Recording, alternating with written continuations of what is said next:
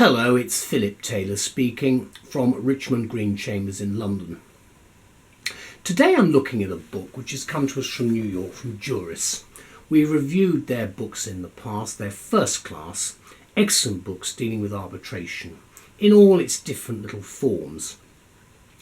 Now this book is particularly interesting because it's got a very long title, which might be a little bit confusing, but let me explain what the book is about. We'll look at the book in a minute, but the title of the book is The Sense and Non-Sense of Guidelines, Rules and Other Para-Regulatory Texts in International Arbitration. It's been edited by Daniel Favalli, and as I say, it's come to us from Juris, who are a very interesting publishing house in America. Now, Elizabeth and I looked at this book, we had a discussion about it, and for our review, which is on the web and in the journals, we've given it this title, Scholarly and Revealing Insights into International Arbitration. And that's exactly where we're coming from. Let's have a look at the book. It's a hardback, very small book. It's part of the ASA Special Series number 37. You see, it's a hardback. There's the actual spine, and then there's very little on the back. It mentions the editor and then the various contributors on the back.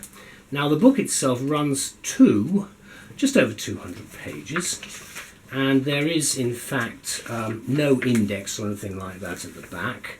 All you've got are the various chapter headings and then conclusions at the back. Now if we go to the front, you do actually have a little bit of footnoting, which you can see at the bottom there. If we go to the front of the book, you can see a little bit more about where it fits in. It's the SA Special Series number 37, and it's the Association Suisse de l'Arbitrage, that's the ASA, in other words, Swiss Arbitration Association. So that's the front page there. Then you've got about this publication. You've got some detail which is given there, and then after that you've got the table of contents, and you've got the names of the people who are the contributors, the authors of the various chapters. There are in fact a total of 9 chapters and then some appendices. There's a very interesting foreword which is worth reading. Starts off, "Good things come to those who wait." Interestingly, British novelist Violet Fane, aka Mary Baroness Curry, who is said to have used this phrase first, used it not in relation to good things only, but for all things. And then we go on to the word patience. So I think that gives you an idea of where we're starting with arbitration straight away. And Daniel has produced an interesting opening series of remarks in his foreword there, and then explains who he is there, and then lists all the contributors, of which there are a large number. I can't go through all their names, unfortunately, but there they are. If I've got time, I will at the end. Well, we start off with Daniel's chapter 1, which is the overview on existing para-regulatory texts, PRTs, analysis, facts and figures. And then the book runs through from there. Chapter 5, how should para-regulatory texts be drafted? Well, here we go. What do we mean by all of this? Because we all know what we think about our concept of arbitration. We think we know what regulation means. We think we know where we fit in terms of the international side of things. But what does this actually mean? Because this is a scholarly work, and it gives some, as we say, revealing insights into international arbitration. Well, this is what we say. When are rules not rules? Or, even when rules aren't rules, when do they become recommendations or possibly guidelines or some other appropriate term?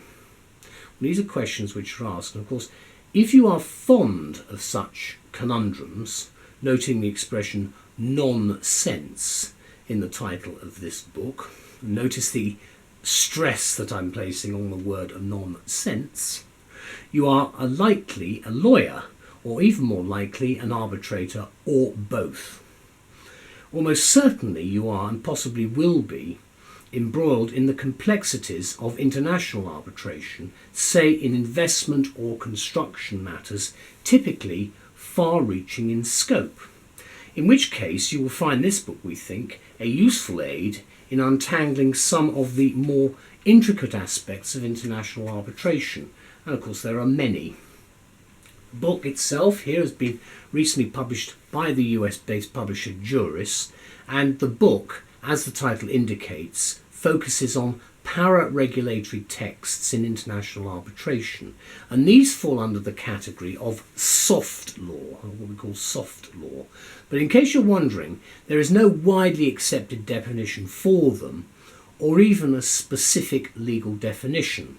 If you are an arbitrator, however, take care and note that even though indefinable, there are certain elements that pertain to virtually all of them. And as the editor, Daniel Favali, points out, what are known and accepted as para-regulatory texts lurk under a variety of terms, 9 of them apparently from guidelines and protocols to codes, recommendations, minimum standards and yes, rules. So speaking generally, there appear to be 2 identifiable characteristics of PRTs, I've mentioned this before, among several, which may well stand out for a lot of people. PRTs, first of all, are meant to give guidance to the arbitral tribunal and or the parties on issues related to arbitration proceedings. And secondly, they are mostly non-mandatory and thus not binding. But no matter, suffice to say, the book's outstandingly well qualified and experienced team of contributors certainly elucidate in minute and precise detail the diverse nature, characteristics and implications of PRTs, which are generated by some 7 international organisations, including the Chartered Institute of Arbitrators, which produces the most, followed by the American Bar Association in second place. Let me conclude by saying in this short review, it's important to note that the book was produced as a result of a conference of the Swiss Arbitration Association, that's the ASA, I mentioned it before, the Association Suisse de l'Arbitrage. Now, it's an assembly of critical minds judiciously applied to the examination of para-regulatory texts, aiming either at airing sceptical views about them or welcoming them as possibly an effective means of achieving best practice within the industry. So corporate and international lawyers, and certainly arbitrators on both sides of the Atlantic, as well as internationally, will be, I think, intrigued and further enlightened by this book. Considering the range of informed opinions expressed therein, it will no doubt attract much comment and interest. The publication date, of course, is cited at 2015. I'm recording this in 2016. We just have a quick look at the book again. There's the front of it.